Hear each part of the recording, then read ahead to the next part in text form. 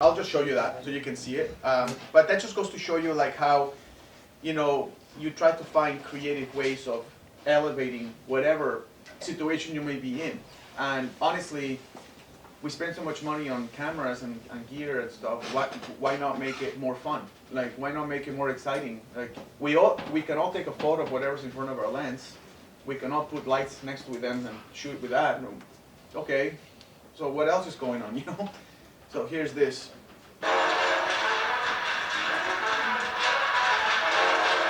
That's just a fake business.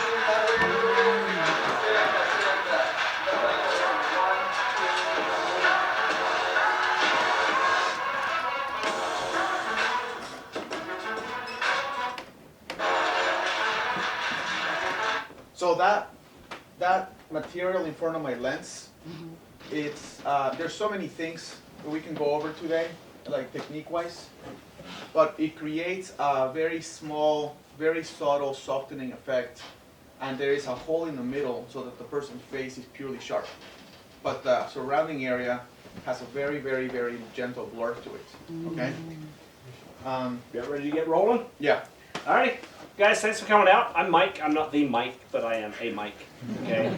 So, quick question: how did you guys find out about the event tonight? Was it through an email? Instagram. Yeah. Instagram? Okay. I'm just always curious how people find out about us. How many of you have never set foot in Mike's camera before? In Sacramento? In Sacramento? Alrighty. How many of you never set foot in Mike's camera? Period. Alright. Well, welcome. Welcome to the Mike's camera family. Never been in the basement. No, this is a secret. Yeah. This is a secret thing. We're so excited to be able to bring classes back to you, and especially having Roberto here to go over his techniques and expand on hopefully the passion that everybody has. We've got a lot of fun times ahead this year. There's a lot of opportunities to capture new memories. There's a lot of times to celebrate with everybody, and the more techniques and tricks we can put up our sleeve, the better we are. So. I would like to thank you all for supporting Mike's Camera, for shopping local, for coming out and supporting our events tonight. We have Peter Lee here, who, if you were here earlier in the day, was working the counter, so I'd like to give him a little thank you for the stamina for today. He's been here all day. And then, we've got Roberto here, obviously, to go over stuff tonight. So Roberto's presentation is going to be about an hour and a half. Quick Q&A time, and then afterwards, when we're done down here, we do still have upstairs open. Roberto will be migrating up there, so he'll stick around for a little chatter and Q&A session with everybody. And I hope you really enjoyed the presentation. I wish everybody a happy Thanksgiving.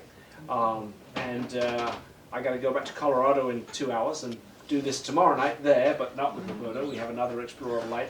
And then if you don't receive our email newsletters or follow us on Instagram, I encourage you to do so. Our plan for next year is to try and have an event like this with many of our manufacturers every month. So our goal is to try and bring more in-person stuff, more workshops, more education, so that we can all celebrate and enjoy photography just that little bit more. It is the world's greatest hobby, at least we think so. And I hope everybody has the same sort of passion. So, Roberto, thank you. Thank you, Mike. In the back, just so you know, we have Sarah here, who is our store manager in Sacramento. Louis back there is our district manager for Sacramento. As I said, I'm Mike. I will not be here when you are done because I'll be at the airport. But if you have any questions, those guys are here to help you out. We do have your little coupon here.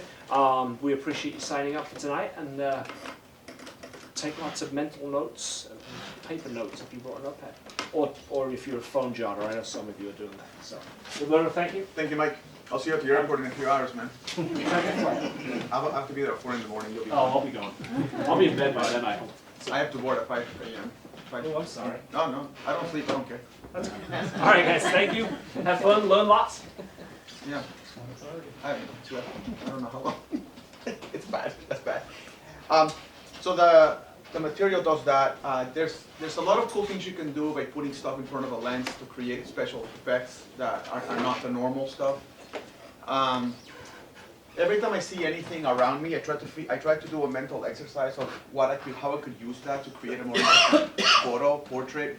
For example, the bags that are covering those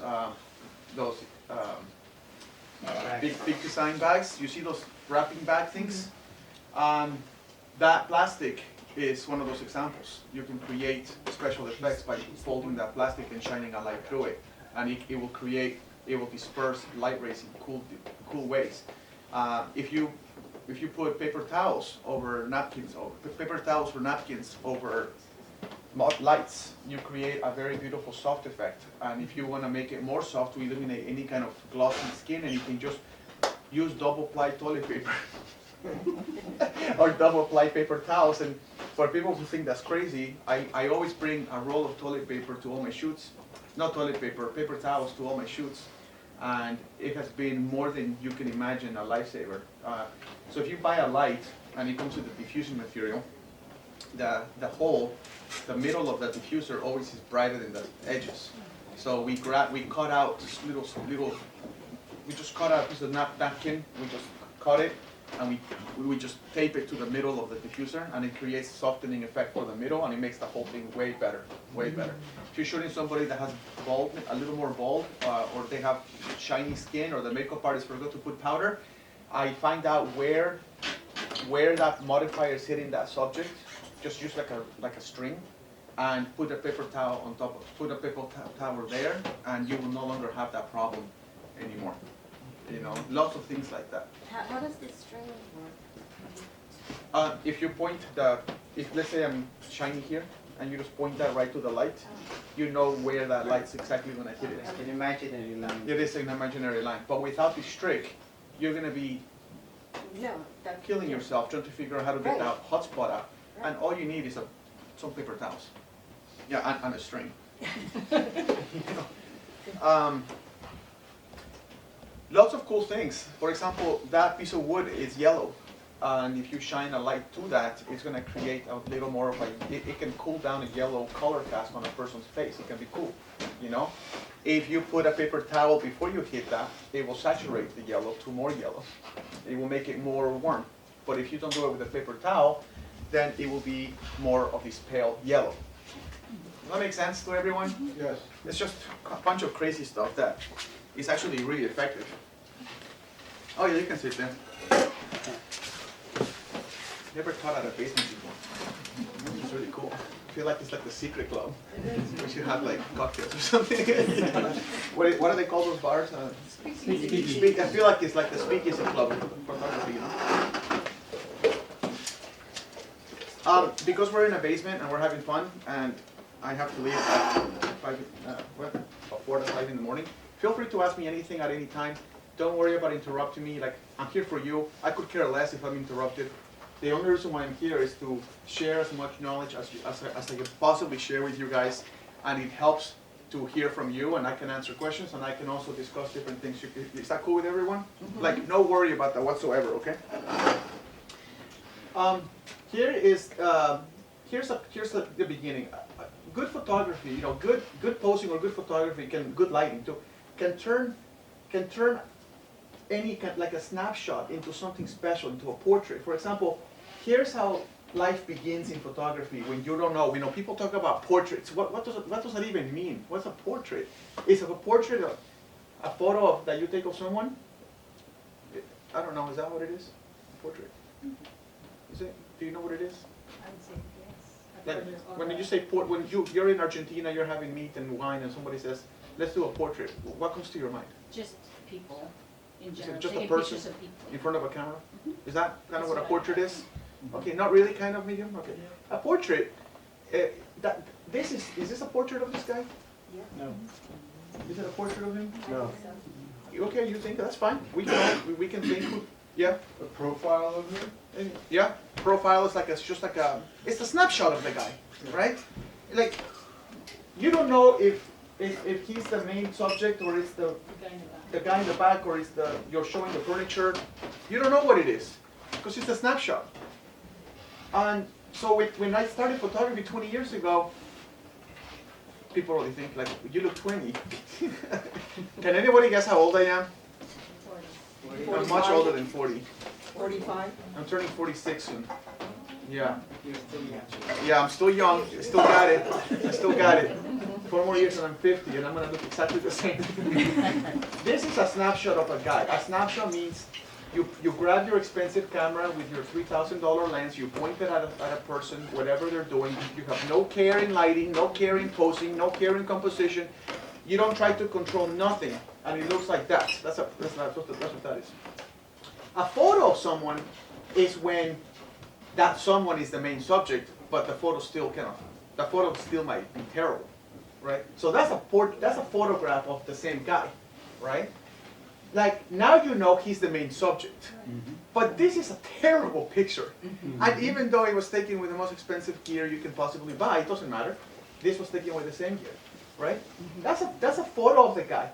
You know he's the main subject. The posing is like non-existent. The lighting is like nobody cared. That's a bad picture. A portrait is when you transform. Is there any water bottles or anything? Is the basement? No. No water bottles. It's raining outside. It's raining outside. I like your style, man. I Actually, have let me one that I see. haven't used. I came prepared. Oh, you guys want to see something cool? This has nothing to do with my presentation. Look at this cool lens I just got. 10-20. That thing is sick. I love it. Look how light it is. Weighs nothing. The F4? Yeah, I'm one of the first to get it because obviously connection with Canon, right? But anyway, it's pretty cool. And this guy, I think so.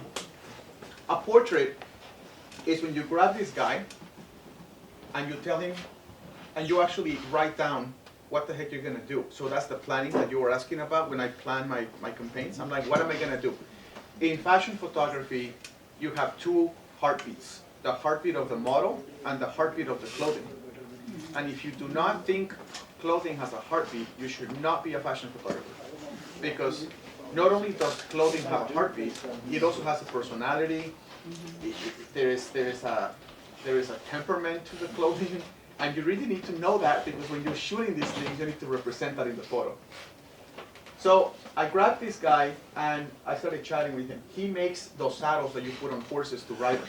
He's a leather craftsman when it comes to these horse saddle things.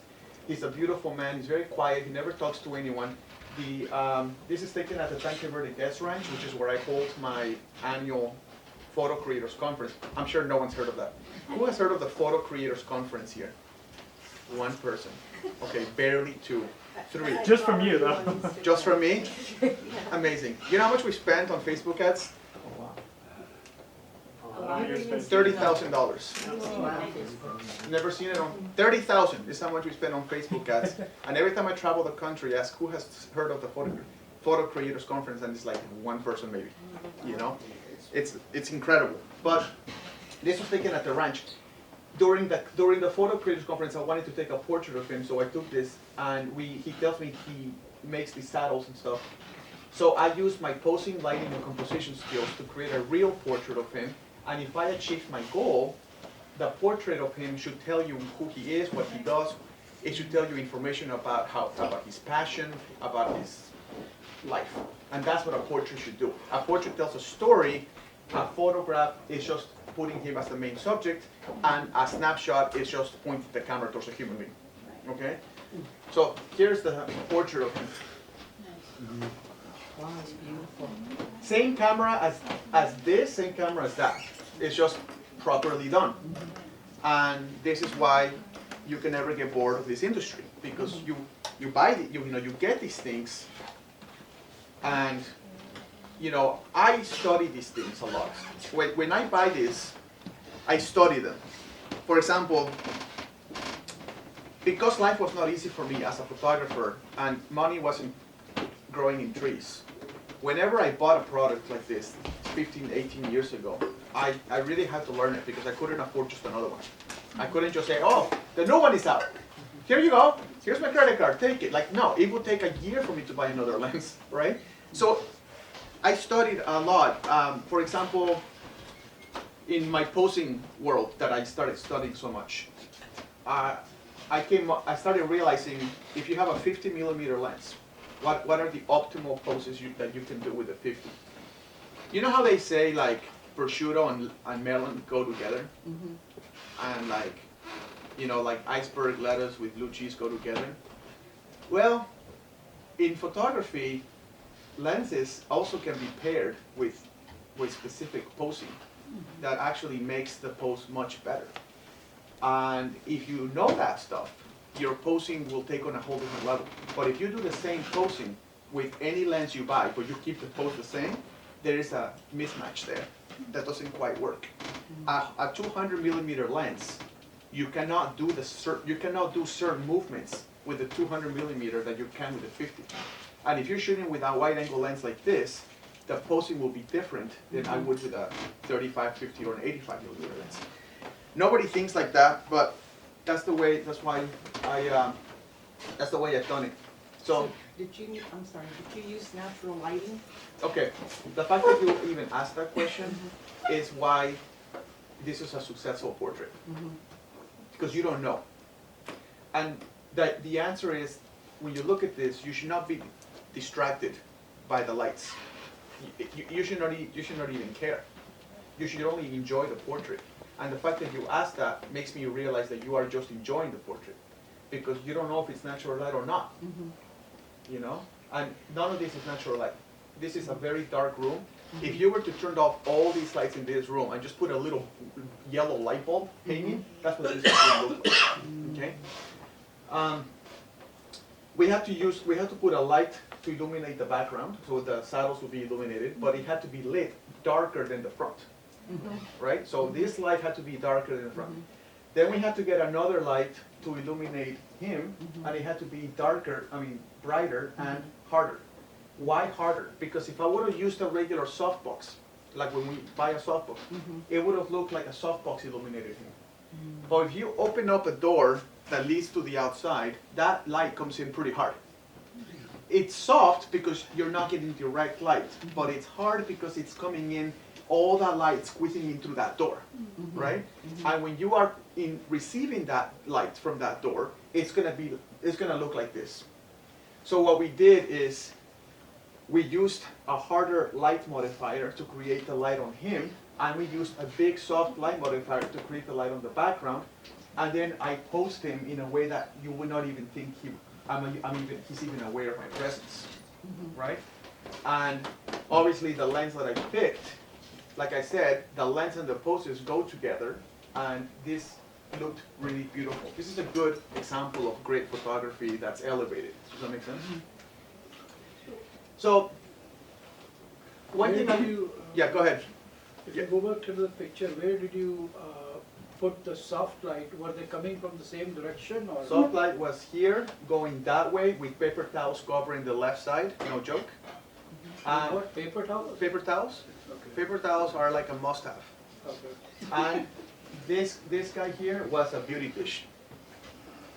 Yeah. Beauty dish. A beauty dish. A beauty dish is a great light modifier for old people, that when you want to make them look older, Okay. or you want to show, like if you're shooting Willie Nelson, you're going to go with a beauty dish. Like, don't go and get a softbox on Willie Nelson, right? I mean, his whole character is his facial wrinkles. So the beauty dish has to showcase those wrinkles. So yeah, this is a small light modifier heart. Yeah. Any other That was questions? like a flash or a? There's no light. This is a terrible room to shoot in, which is why we chose it. Yeah, because like his hat, the front, Yeah. is like That's because, too yeah, bright. well, it's actually not, but the TV is like a whole stopover. Okay. So just, yeah. So you didn't put any paper towels in front of the light that was hitting him? Mm-mm. No. The paper towels were here. Yeah. Yeah, yeah. And this is totally exposed perfectly, but not on this TV, who cares? Explore photography with a positive attitude. You know, I put this slide right here because once I teach all over the world, and people get frustrated with practicing photography or trying things. They want some amazing result, and you have to remember that if you make a small incremental gain in your knowledge, small one, it's better than having no incremental gain at all. Okay, so just a little bit is better than nothing. Look, I can assure you, most of us wake up in the morning, and if we don't have a photo shoot that day, our cameras stay in our bags. And our bags are zipped up all the way, and the bags are not only zipped up, but they're put away. Rarely do photographers take out their cameras and actually say, I'm gonna work on this, this, and this today. Some people do, but the majority doesn't. Only when we have photo shoots we take our cameras. We're the only artists in the world that consider ourselves artists, but we never practice our instrument. A pianist practices 30 hours, 40 hours a week. Because when you're performing, it's you and your skill performing. There is no photoshopping your mistakes, right? I used to be a professional concert classical guitarist for 10 years. I was playing in concerts classical guitar. There is no, you're a soloist, you're by yourself. If you make a mistake, everyone will hear you, and they all pay $30 to see you, okay? You make 2 mistakes, people start to wonder, okay, this guy's having a bad day. You make 10 mistakes, and people want their money back, like it's bad, okay? So my training in my little brain that's inside here was, I need to be able to treat photography like I treated my guitar. It was just that mentality that changed so much about my career. That's why I'm a Canon Explorer of Light, that's why I'm a crazy author and selling all these books, because it wasn't because I was good, it was just because I really worked my ass off, you know what I mean? I worked my butt off. So this is where it gets really juicy here, so I'm going to move this table and I'm going to try to show you guys, and I know some of you guys are not going to be able to see, so just ask me questions if you cannot see, okay? But I'm going to try to do it here. So can you guys see me here? Can everybody see the floor? Because you're going to need to see the floor. Okay. Back when I didn't have much money and I couldn't buy things, I had to figure out how to create the most incredible portraits with very little equipment. And if I can create those, when you do have equipment, they look unbelievable. Does that make sense? Mm-hmm. And it came out to studying shadows. Okay? So here it is. There's 3 things you want to look at when you look at shadows, when you take portraits outside of anyone. Okay? I don't know if you guys are shooting children, high school seniors, families, weddings. What do you guys shoot? Weddings. Weddings, what else? Sacramento. This is Children. children? Great. Anything else? Events like birthday parties. Events like weddings and stuff? Quinceañeras? Okay, what else? Dogs. And pet photography, huge money there. Anything else? Sports. Oh, you play sports? Gymnastics? Yeah. Okay. So, if you remember, I'm trying to elevate how people think about what photography is like, okay? And it has to, the key is on the smallest things. For example, 3 things you need to know about shadows. Number 1, what is the direction of the shadow? Oh my gosh, I can write a whole book on that alone, okay? In this case, the shadow's going in that direction. Do you see it? Mm-hmm. Why does that matter? It matters a lot, because if you're photographing outdoors, if you turn the person's face towards their own shadow, you achieve totally perfectly soft light on the face, because the sun is mathematically right behind them. If the nose of the person is pointed towards the middle of the shadow, you're getting perfectly clean, even, soft light. If the nose of the person is at an edge of that shadow, but still in that general direction, now you're getting light, more light here and less light on the other side. So now you're getting lighting ratios just by turning the face, just by pointing them in the direction of the shadow and moving their face around. Number 2, if you grab the direction of the shadow and you turn the person against it, you go against the shadow. So if the shadow's this way, you turn your subject that way, you end up with very, very hard light, right? But if you modify that light with a diffuser, you can, if you do it right, you can actually achieve the same look as like a beauty dish with like actually contouring shadows on the face and all only with a diffuser. Okay? I'm not talking about boring hard light with a diffuser in front of it. I'm talking about actually chiseling light like a master would. Okay? The second one is how sharp are the edges of the shadows, or how soft are the edges of the shadows. If the shadow edges are soft, you're getting bounce light is hitting your subject. If the edges are hard, then there's no cloud in the sky. You're getting direct sun, and it's directly hitting your subject with the most powerful way the sun can do. That changes everything, and I'll explain in the slides. And the third one is, what is the length of that shadow? So In this case, my shadow's I don't know, 8 feet long, okay? That's because it's getting lit by this light, and so the length of the shadow tells you where the sun position is in relation to your subject. If it's at 12 or 1, that shadow's gonna be very short. The shorter the shadow is, the more you can fake light modifiers. Does that make sense, guys? If the shadow's long, your ability to fake those modifiers decreases a little bit, but it gives you a different, softer, warmer, more romantic look. Okay, let's take a look at some examples. Are you guys excited about that? Look, photo on the left is straight up sunlight. The shadow of that person is behind them, obviously, right? Because the sun's hitting their face. Now take a look at the photo on the right. That is not normal, natural light. That is not normal. This shadow here and the chiseling of their jawline and the dynamics of the face, this is not normal natural light. The way the hair is lit all the way through, that's not normal natural light. That requires a combination of 3 things. It requires the direction of the shadow should be, here's the subject. The direction of the shadow should be, the person should be facing away from their own shadow. You need that. Number 2, the edges have to be sharp, strong edges. If you don't have that, you won't get that. Number 3, the length of the shadow has to be short. So you can only take a picture like that between 11 and 2 p.m. Okay? If it's 3 or 4, the shadow gets longer, and you start to lose that intensity that creates that. Okay? Any questions on this? Is this crazy to some? Is this fun? Yes, sir. So what kind of modifier did you use? Just a simple collapsible diffuser. Like Like the ones you buy upstairs that comes in a little circle and you take it out and then they expand. reflector, yeah. Yeah, that's it. Yeah. That's it. Okay. You guys like that photo on the right there? Kind of pretty, right? You guys like my shadow on the wall? I was teaching at the Academy of Arts University in San Francisco. This is taken 3 days ago. And the students were like, oh, this alley's terrible. I was like, no, this alley's great. Look at that wall. They're like, that wall's terrible. I was like, no, you can put a shadow on that wall. They were like, a shadow? Yeah, sure. So we put the girl there and we put the light and we created a shadow. Then we used a pro photo light to illuminate the front of her. This is the kind of thinking I was shocked no one at the university could figure out. It's like, what are we doing at the schools? Like, I mean, what are we doing? Right? Like, you guys have a wall, and no one in your 4 years of education thought that could be a graphic element that you can put there. Like, it's crazy. I mean, they're doing a great job, by the way, but it's just, it's just crazy to me how photography is it's an art that requires this kind of thinking.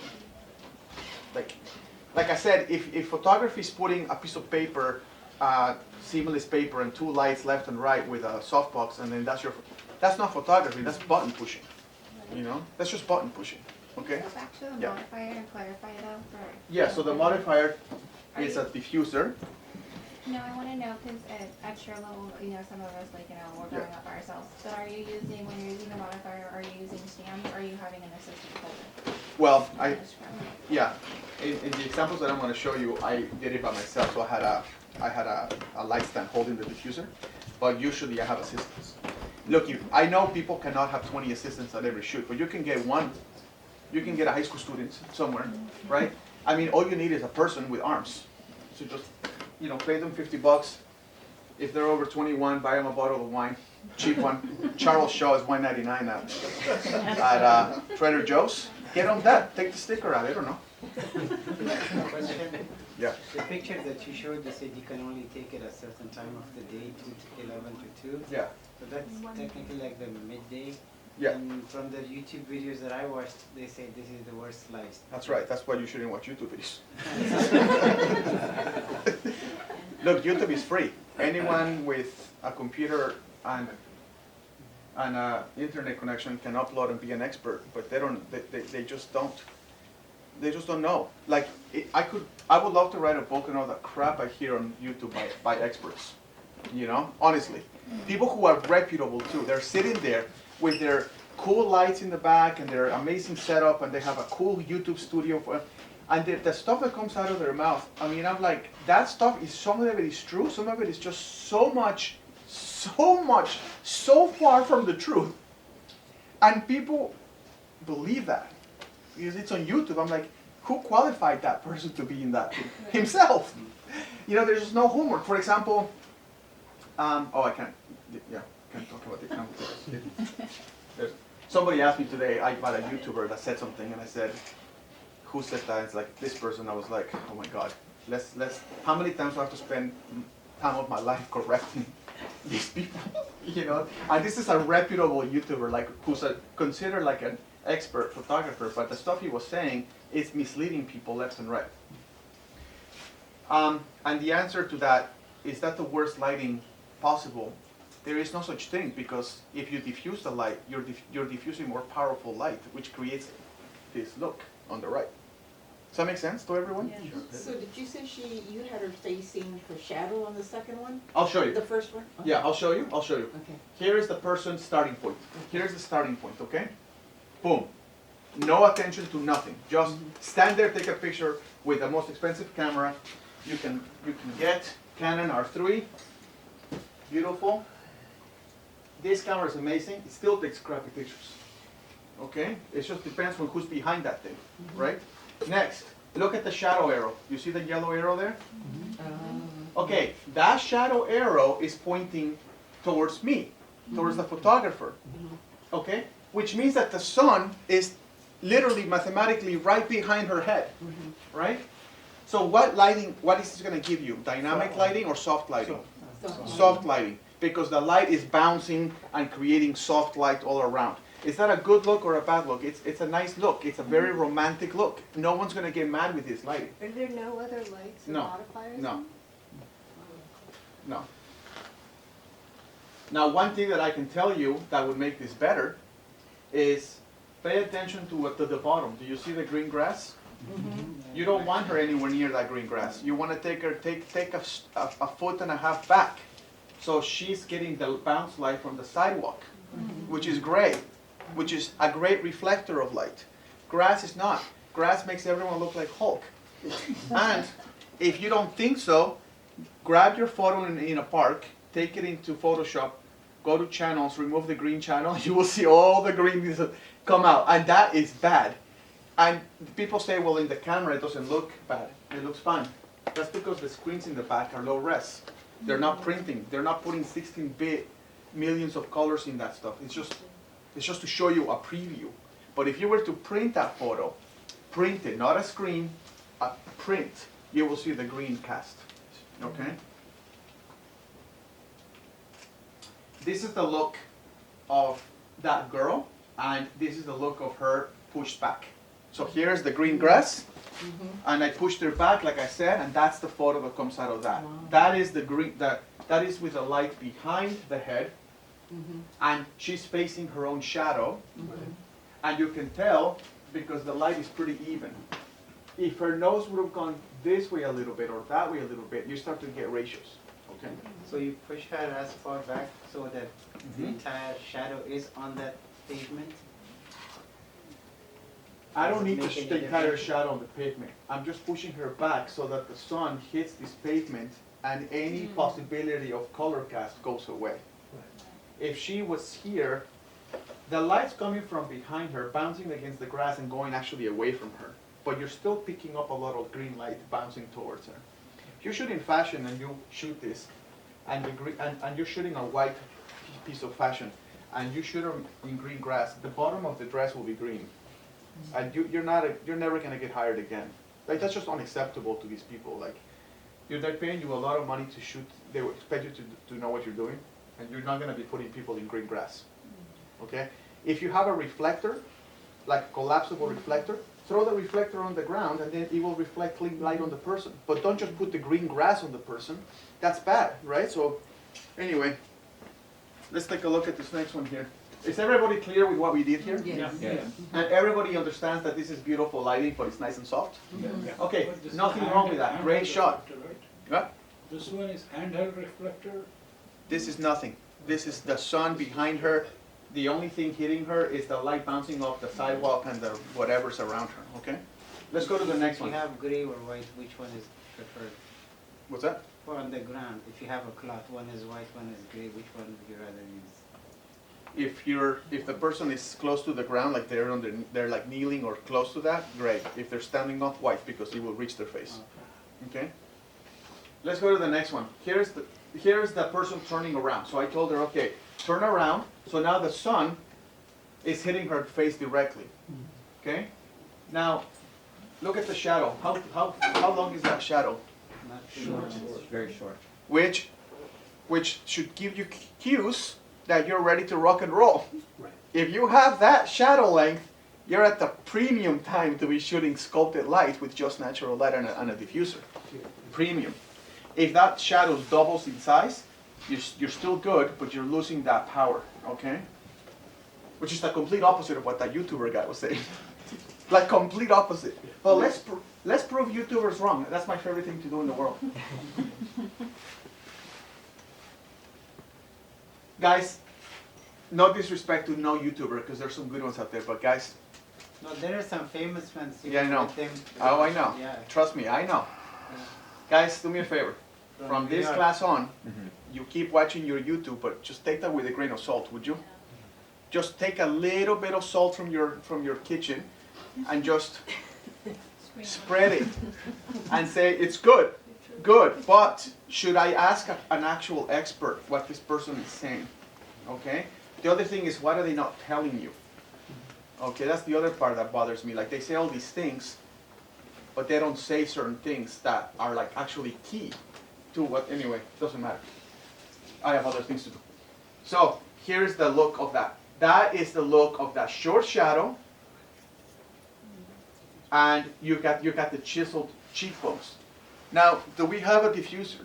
Does anybody have a reflector here or a diffuser? Oh, you go grab one? Can you grab a diffuser? Yeah, I got it. So, Thank you so much, man. Roberto, if you're saying you didn't use any light modifier, how come she's not squinting? The diffuser is blocking, the diffuser that I'm going to show you. Oh, there's a diffuser? Yeah. It's like a scrim diffuser. Okay. He's going to bring it right now. Any other questions while I keep going? Is this interesting to people? Oh, yes. Is this actually learning So photography? by having the sun high, that's where you're getting the sculpting of the face. Correct, because it's more intense. When the sun is starting to go 5 o'clock, 6 o'clock, the rays of light weaken exponentially. They're still illuminating the person, but they're a lot less powerful. But you're also using the angle of the sun. That's good. That's right. That's right. I'm using everything. The angle of the sun, the harshness of the sun, everything. Okay, thank you. Can I borrow you? Okay, stand here. And let's put your face towards that light. Pretend that's the sun. Okay? Stand back a little bit more. All right, guys, take a look.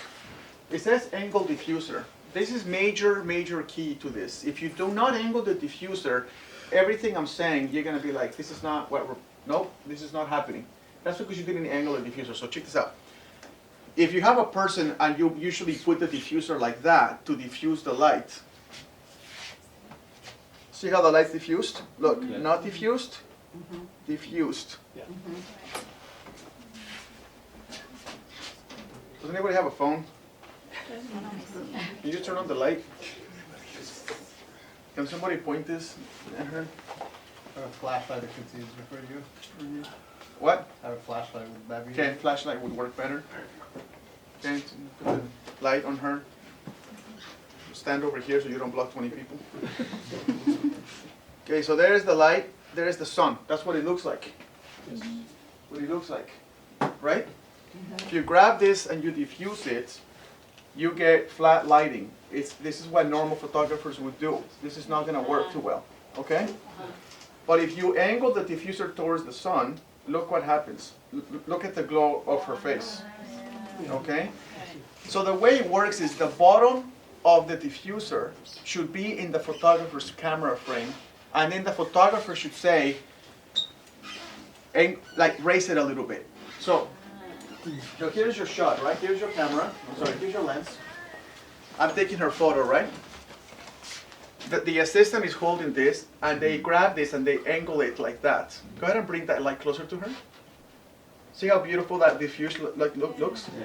Now, when the camera is here, you should see this black should be on your frame. Why is that? That's not in the picture. No, I mean it should be. When you first start putting this angle, you want the angle to be the maximum angle possible, which means the maximum angle is when the diffuser gets in the way of the lens. Right. Right. And then you lift it up by an inch just to barely clear it. Right. And that's how you do it. Okay, if you don't, if the diffuser's like not anywhere close to the lens, like if you're going like this, and the guy's like that, and you're this far away, Right. you just lost 70% of the light that you have available to you. Right. You just lost it. Okay? All right, round of applause for her. Thank you so much. Okay. Yeah, I'll probably just leave it there, because I might use it again.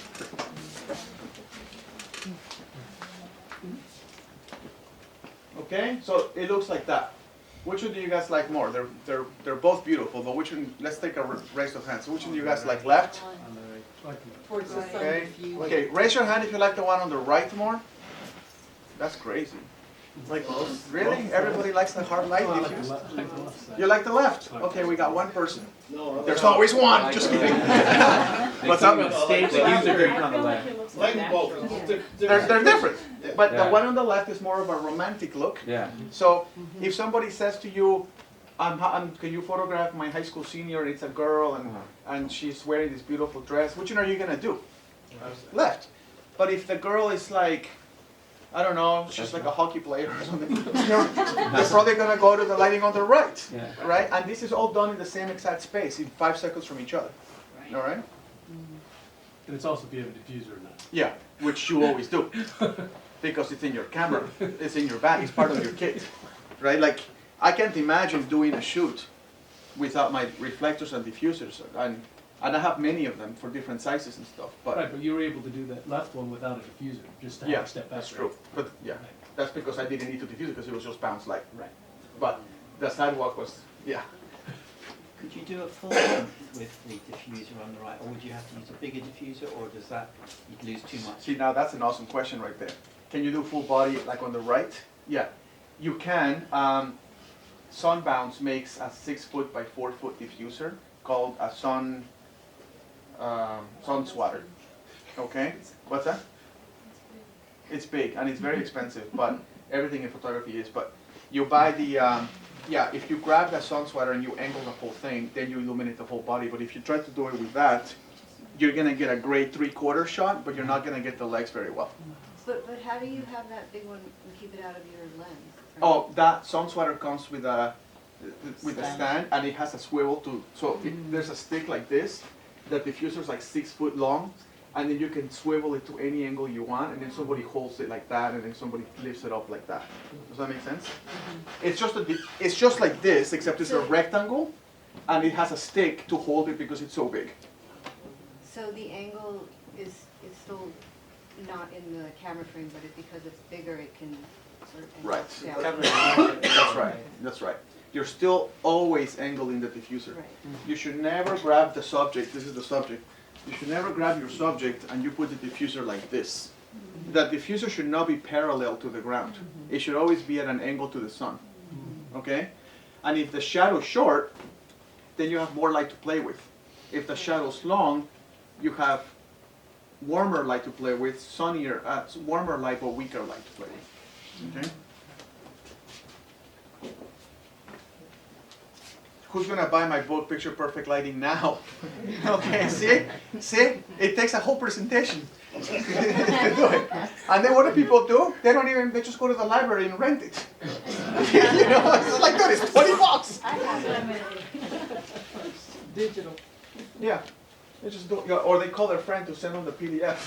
You know, it's like, I don't care what people do, but I gotta tell you, your education is gonna make you explode.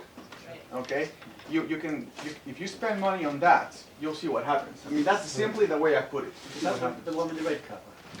Hmm? Is that the book with the red cover? No, that's Yeah, well, there's two. There's the one I just finished a week ago, called Picture Perfect Flash. That comes out in February. And then Picture Perfect Lighting is the one that you're thinking with the red cover, and that's the one that yeah, these examples are from Picture Perfect Flash, but the same concepts are in Picture Perfect Lighting. It's just like here is more, the Flash book is more catered to anything that has a strobe on it. And by the way, when I wrote Picture Perfect Flash, I told my publisher I didn't want to call it Picture Perfect Flash because people think flash is like the hot shoe flash. But flash is actually just a term for any kind of strobe. If a thing splashes, it's a flash. So those portable strobes you buy, like the ProPhoto B10X, ProPhoto B10X Plus, all those, what are the other brands? Godox and all these things, those are portable strobes, so they have a battery in the light. You don't have to plug it into the wall. So I wrote an entire book on how to use flashes and portable strobes for indoor and outdoor everything. So it's for people who want to really kick butt, okay? They don't want to be average anymore, they want to kick butt. And that book takes a long time to read. Don't call me up and tell me you read it on a plane ride from Phoenix to Tucson. Okay? I don't want to hear that on a 20-minute plane ride from Miami to Orlando. You finish the book. These books take a long time to read. Okay, here's this beautiful girl, same girl, taken with the most expensive camera you can buy. And it looks like this, even though it's beautiful sunny day. Look at the sidewalk light, how strong that is. This is part of my lighting. This is the part of the Photo Creators Conference too. It's the same location. People couldn't believe that terrible lighting was actually, you can actually achieve such crappy photo in such a great day. You know, such a great day. And with the same, look at this. So that's with bad light. This is with a green color cast from the trees around it. Look how green she looks. I see it. I mean, she looks as she's the daughter of Hulk. Okay? And if you grab that photo, you take it into Lightroom or Photoshop or Capture One, and just play around with the green channel, all the clothing will change color because all that light is contaminating the clothing and the skin. Okay? Now, to your surprise, or to my surprise, well, not to my surprise because I'm the one that's teaching this, but to my surprise, the most incredible photo came from this girl 2 minutes later using everything to my advantage. Everything that was right in front of every student, but they just thought it was the floor. They just thought it was a roof. They didn't know that the shadow, of the person determines the chin position, how much they can pose the chin. These things are things that you either know or you don't. But I'll show you the photo and you're gonna laugh of how good this photo is. This is purely natural light, not a single, not even a reflector, okay? Look at this. Wow. And don't forget, this TV is pretty bright, okay? But that doesn't even look normal in terms of photography, okay? I'll show you this. You can see it better. Look how beautiful. Oh, yeah. Look how beautiful the skin. That's incredible, okay? And that's also because her chin position is down. Anybody wants to take a stab at why that would be so important? Yes, sir? Because it'll cast a shadow on her throat. It depends on what you're trying to achieve. That's true. But now we're gonna take the whole reading the shadow things to a different level, okay? So let me go back to my example here. So I'm standing here. The light is coming, the shadow's in that direction. Do you see it in the floor? Which means this is the light hitting me, right? So what I did is I went outside at the ranch. This conference is in Tucson at a dude ranch. So I went to the ranch. I looked at the floor, and you know how the angle of incidence equals the angle of reflection? So if the light comes this way, and then you duplicate the angle, it goes out the same way it came in, right? Well, that's kind of key in natural light, because you don't have a strobe. The only thing you have is the sun. So I went around, and that's like the entrance of hotel rooms where that is. So there's a door to her right, and there's a door to her left. There's also another hallway, and another section of hotel rooms in front of her.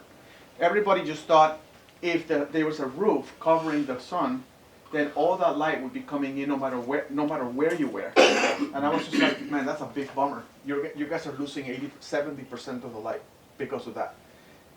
So I said, find me a room or an area of hotel rooms that the sun would come in, hit the floor, and bounce back. And then this is where we ended up finding. Okay? So there's a roof here like this, but the sun was coming in from there. And then it bounced against the floor, and then it went towards her face. Make sense? Yes. The sun wasn't there, bouncing here and going on the side of her face, on the side of her head. The sun was coming from there. Look at her face. It bounced against the floor, and then it bounced back towards her. The reason why you don't see the hard lights because there's a roof covering it. There's no direct light, but you're still getting the photons of the sun are still hitting her at the maximum capability Yes. because you're at the perfect angle for this, right? But if you don't bring the chin down, the neck gets very glowy Yes. and the face doesn't. So you end up with a beautiful photo of her neck, which nobody wants. So she's actually leaning forward, and then her shoulders go back, and her chin goes down. Her chin goes down, okay?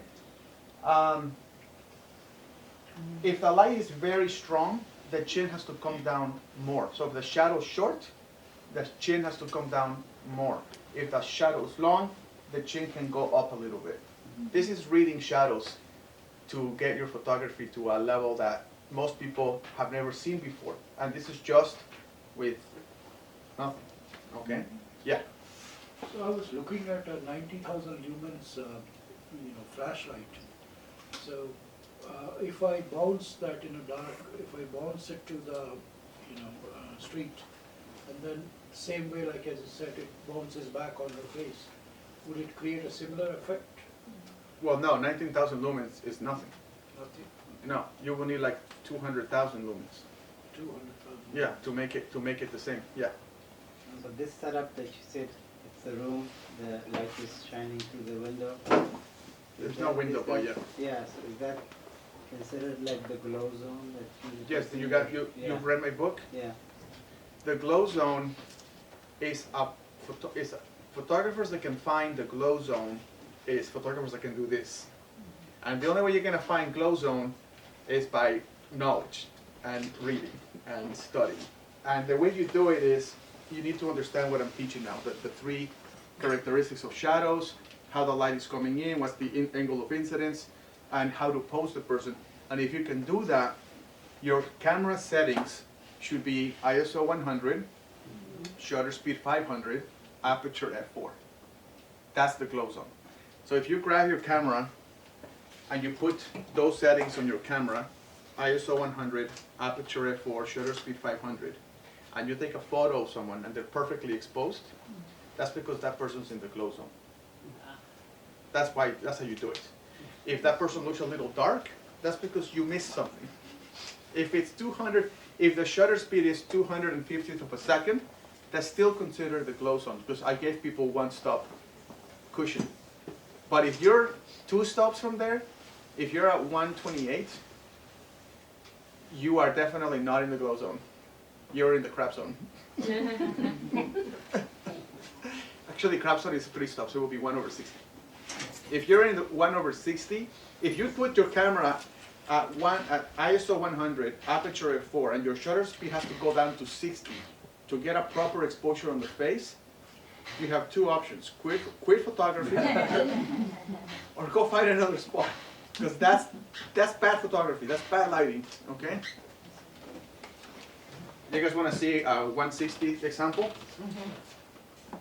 Oh, yeah. That's 160, that's the glow zone. This is 3 stops under, this is the proper exposure. So, here's one of the exercises you can do. You can grab your camera, put your favorite lens on it, go outside tomorrow, and try to find spots that if you put a person there, if you can get as close as you can to that glow zone, your brain starts to find those characteristics of buildings, like things that are bouncing light back into that corner or whatever. Like if you'll notice FedEx trucks parked here, and you'll be like, ooh, if I put the person there, that FedEx truck is getting the sun, hitting the sun directly, that's gonna bounce all that light, lifting my quality of light up, and that's getting closer to the glow zone. You see what I'm saying, guys? Yes. You start to see the world differently. Like a FedEx truck becomes a reflector, you know? the sidewalk becomes your helper for light, but then you gotta bring the chin down, things like that. Any questions on this? Does distance to subject matter For what? for this? I mean, the photographer? Yeah. I mean, How no. far the camera is from the subject? Just depends on what you want to crop out, right, with your lens, right? Like if you're with far away, but you're shooting with a 600mm lens, you're good to go. And if you're shooting with that 10-20, yeah, you're pretty much screwed. Because if you're shooting with this, now you have to control the light of everything that shows up in this lens to do a proper job. This is too wide, you know? And I have examples of how to do that here.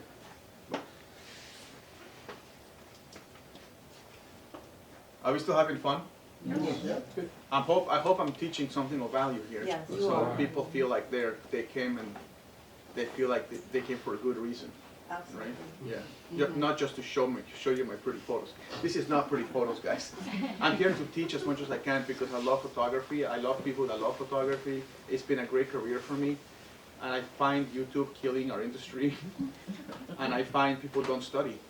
Not everyone, but a lot of us don't. So I'm going to do my best to change the world in that way. Okay? Here's a photo of Dylan again in a tennis court. My students thought it would be fun to put me in a very difficult place. Like, what are they trying to achieve? It's like, come on. Like, who are you talking to? You know? It's like, you think I'm scared of it? Where are you going to put me? So, this is a photo of Dylan, the worst light possible. Green court, blue and green. That's bad. So we turned that into this. Okay? And we did that with just the white reflector on the ground and the direct sun diffuse. So two things had to be done here. One is the tennis court was green and blue. So we grabbed the white side of the reflector, not the gold side, not the white side, and we put it like that, right? Then another diffuser was above her to create that light, and that's it. Into the sun. Yeah, exactly. And that removed the color cast, and that created the most amazing photo. Now, you're still in a tennis court, but we're not talking about the background composition. Now, if you were to buy like a background, is that a background? If you were to buy like a background, you want to put it behind, this will look like a Annie Leibovitz picture. Right. This is what I'm saying. Like, people think, oh my gosh, she's so incredible. It's like, it's pretty basic lighting. It's actually not that hard. If you were to put an Oliphant background, you know what that is? Those super expensive hand-painted back, called Oliphant. Anyway, you can get a Muslim for $80, okay? If you put that behind her and she was wearing a glamorous dress, their jaws would drop that you took that photo because of the way she would glow, the lighting, the outfit would be amazing. And this is all done in a tennis court in the middle of in a ranch in Tucson, right? So here's the difference. Wow. This is not exciting, and that has not been retouched. Wow. So But this that- is also perfect surroundings. Like this is not paying attention. This is somebody who knows what's going on. Okay, so And you used that reflector, that diffuse reflector at an angle on her too? yeah. So the way that works is like this. Do we have the? Where's the bag that this came from? Looking for the actual Oh, right here. This guy. This Yeah. is the bag. No, this is give me that guy. Okay. So guys, this is the bag that it comes in, right? So what you do, is you grab this guy. See how it's got a little heart here? Like even if it's not, you can just bend it. What you can do is grab the white side of the reflector. You prop it up like that. You prop this up like that. Oh. Then the sun hits this directly, right? And you put the person here. And then you bring the chin down so it can receive that perfect light from above. If you don't have the wrapper, grab a shoe, take your shoe off, and put the shoe there. Like I've done that. Put the shoe, grab your backpack or your camera bag, put it there, angle that thing, and now you have crazy beautiful light bouncing back to your subject. And then of course you still have to deal with the sun hitting your face. You put a diffuser here. But this doesn't, you don't need an assistant for that. That's just being held by itself. Yeah.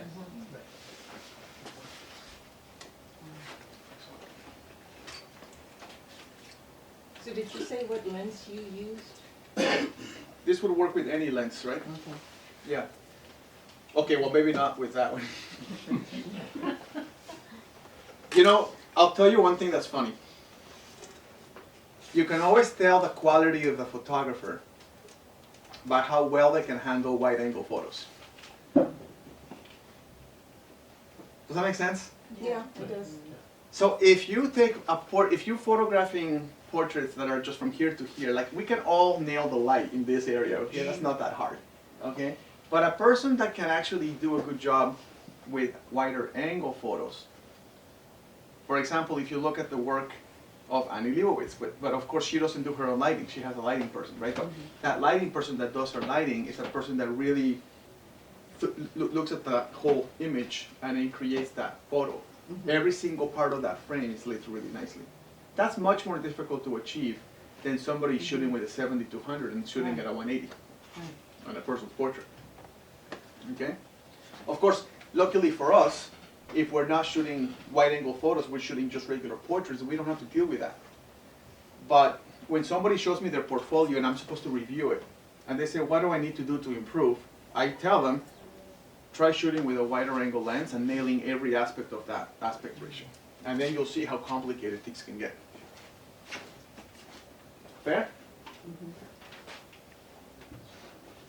So when you say wider angle, you're looking at 10 to 16? Excuse me? When you say wider angle, so what kind of angle we are looking at? This is below Range. 24. I can't hear you, man. What focal length are you looking for? Just wide angle, 24 millimeters and below. 24 to below. Yeah, 50 is not considered really wide, so 24 millimeters. Like if you try to practice that with this, you'll be in tears, man. Okay, this will not be a friend to you. Okay, this is for something else. If anybody in this room can grab this lens and nail a portrait with this, I mean, like to my standards, I will be very impressed. Okay.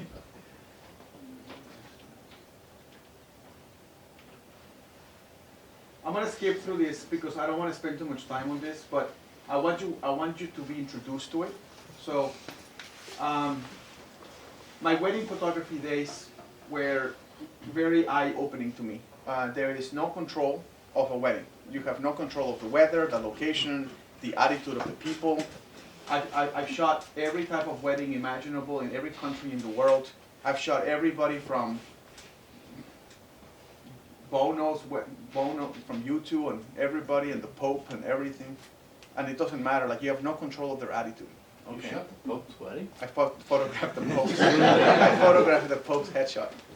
That's amazing. Not the Catholic Pope, the Armenian Pope. There's two Popes.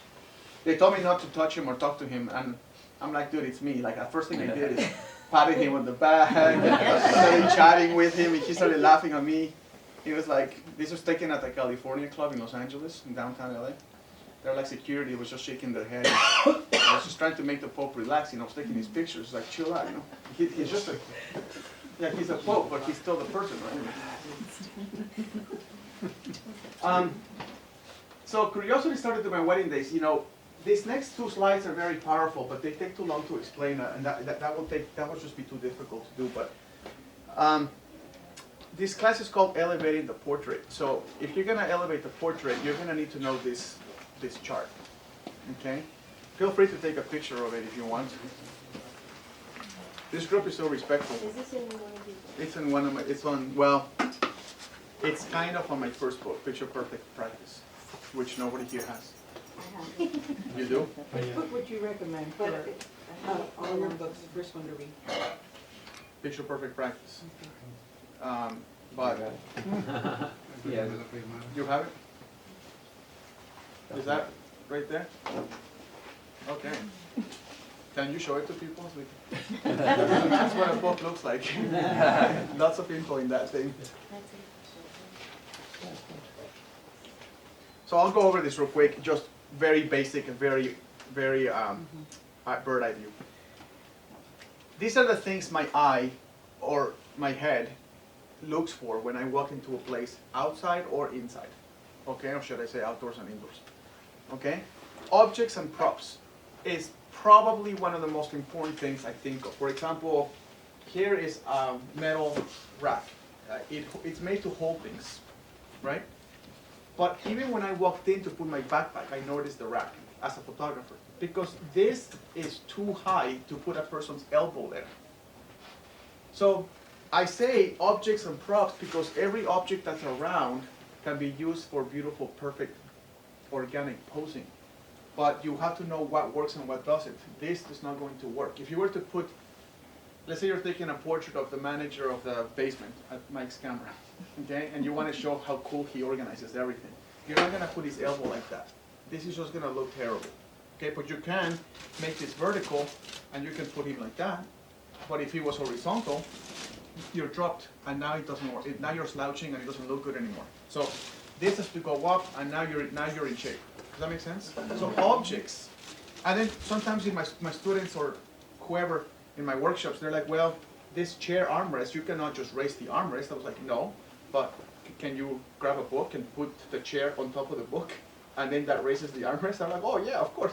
That's what I'm saying. Like, you have to think, right? If you want to raise the part of the chair, put a book on one side of the chair and you raise it, right? Colors, obviously, if you're shooting and you're pointing the camera at something that has a lot of colors, it's going to be very distracting for the human eye. Materials matter, texture, color, texture and color. If you're trying to reflect light against this black curtain, you're not going to get very good reflection, right? But if this curtain was white, it will reflect light a lot better. But because it has all these folds, the light will not be predictable.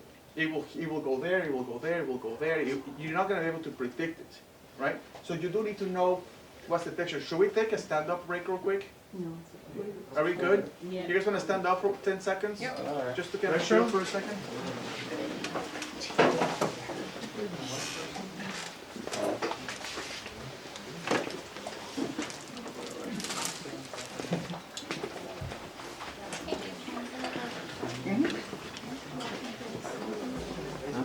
All right, guys, let's continue.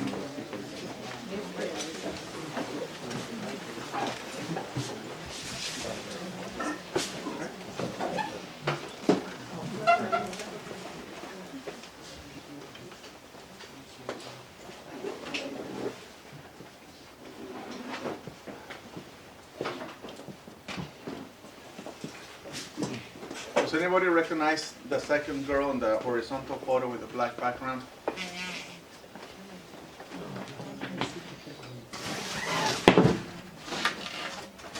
Does anybody recognize this one? The late Miss? Huh? The late Miss girl? The what? The late Miss? From the Broadway show? No, Okay. no, she's way, way, way bigger. Is that one of the Bella or? No, this is the current Miss Universe, I was with. right? So she came to my studio, I took some photos of her, and today's a sad day for her because today is her last day as Miss Universe. Today is the Miss Universe pageant in El Salvador, and today she's losing her crown in about 1 more hour. So she's 1 more hour at Miss Universe, and then she's gone. She also models for me at the Photo Creators Conference in Tucson. She was one of the models. Now that she's Miss Universe, she'll probably never model for us again. But she modeled for us for 7 years. Oh, wow. But we'll discuss these photos later, because I just want you guys to study lighting on the eye and the face and the hair. Everything has so much attention to detail. Does that make sense?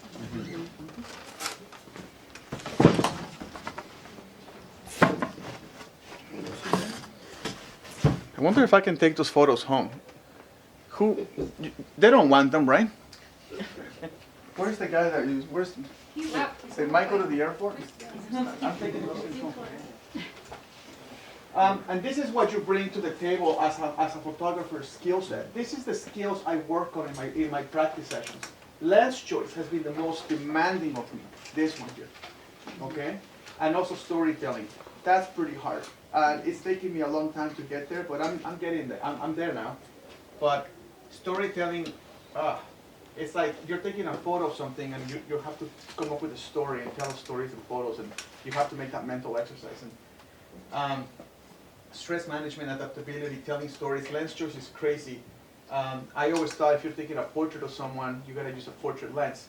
It turns out I'm gonna be using this lens for a lot of my fashion campaigns coming up. I'm gonna use the 11 to 20, 10 to 20, because I wanna create drama and stuff like that. Can you go back to this?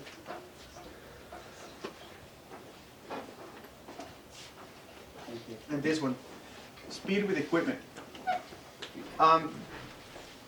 Here's one fun exercise that I've done for many years, and you guys can try it. Grab your camera or your speed lights, your flashes or strobes, pro photo, whatever you buy. Put the settings in, make the settings a total mess. Channel 4, group A, mess it all up, okay? Grab your camera and turn it all off, okay? Then turn it on and come up with a 2 or 3 lighting diagram where you have channel 1, channel 1, channel 1, group A, group B, group C, and you have them at specific strengths. And then test yourself how long it takes you to do that. If it takes you more than 20 seconds, you're probably not going to do it on the job. It will be way too stressful for you, okay? You got people waiting for you to tell them what to do. What do you want me to do with my hands? Like, you got people asking you these things. When you practice these things, it becomes quite second nature to have an idea, and you're like, I know what I'm gonna do here. And then you just grab your bags and open the bag, and you're like, boom, boom, boom, boom, boom, boom, boom, boom. Like, you're not even guessing. You're just automatically creating it. And this has been something that has been very fun for me. I do it all the time. I'm watching TV, I have my bag, and I set my tables, and I do it, you know? I started out with like 1 minute and 20 seconds, how long it took me. Now I'm down to like 4 seconds or 5. Like, it's so fast for me now, right? So if I have an idea, I'm like, and just make it happen. Not 4 seconds, that's impossible. I'm fast because I do it all the time. I'm very fast. My assistants who are supposed to be the ones doing it can't even come close to touching my speed. And I'm like, you guys have to keep up because they're paid to be fast. I don't need to be the fast one. I just gotta push the button, right? But things did not start the way it is today. They started very humble, right? So here's another huge one that's gonna be huge for you guys. And what time is it and how much time do I have left? 6:52. 40 minutes. No, 8 minutes. Oh man, 6:50. so much stuff to teach and no time for The me to. boss is gone. Class is what? The boss is gone. You can talk. Yeah. Oh, you guys are gonna miss out on all kinds of cool stuff. That's okay. Are we getting a lot of good stuff anyway? Yeah. Here's another one, great one. I was curious about neutral density filters to create work that other people cannot figure out. And this is actually one of my signature things in my photography now. I always have a neutral density filter, but it's a specific type. Most people buy this kind, and this is circular. You put it on your lens, and you screw it right here.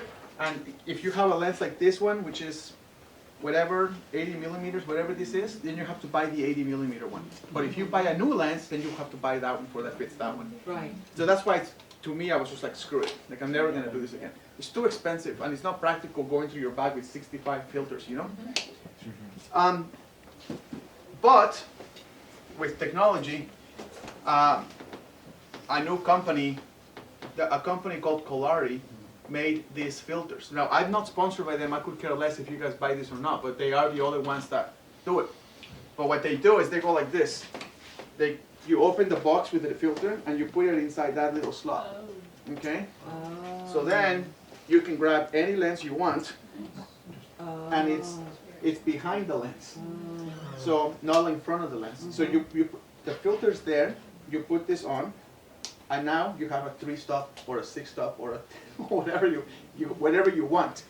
And why does that matter?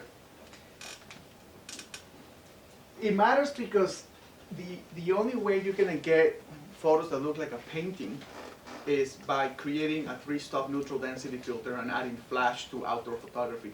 That photo on the right was taken like that. You see the one with the 2 girls on the grass? That photo is an example of that. The Miss Universe was taken like that too. Miss Universe one. That's taken with a 3-stop neutral density filter, and then strobes hitter, okay? Let's take a look at this.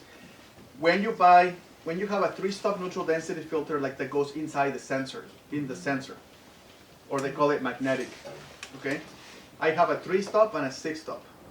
You combine it with a lens, and you combine it with a fast lens. So apertures 1.2 to 2.0. This whole thing doesn't work too well if you're shooting at 2.8 or f4. Actually, 2.8 is still good. If you're shooting at f4, f5.6, then the effect doesn't look as cool, okay? You use a fast lens, let's just say 2.8 and faster, and you combine it with a portable strobe. This combination is pretty awesome. It looks like, it kind of gives you this look, which looks like painting style.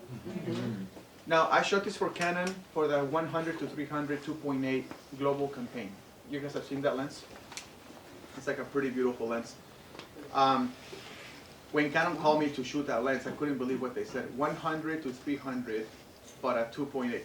Wow. Really? And you can put a 2x extender, so you can take it to 600. So you can go 100 to 600 with the same lens. Wow. And you're at 2.8 with the extender, you're like a 5.6, which is still not bad, right? Which is funny because if you buy a Canon 600, it's 15,000, and that's f4.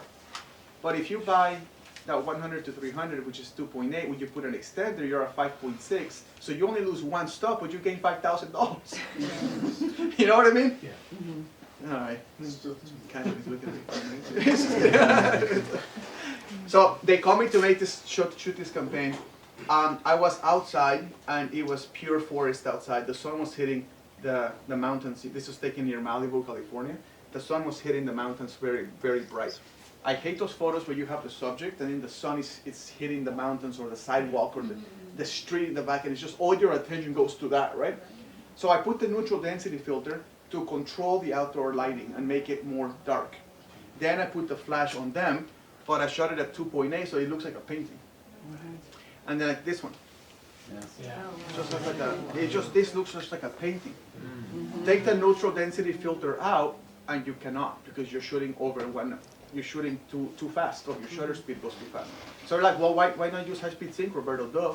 Because high-speed sync sucks. Okay? That's why. It should just not even exist. Because shooting at high-speed sync makes all your flashes work at 10% of their capability. Right? You're pulsing light. You're not shooting a strobe of light. You're just pulsing light. It's behaving like natural light.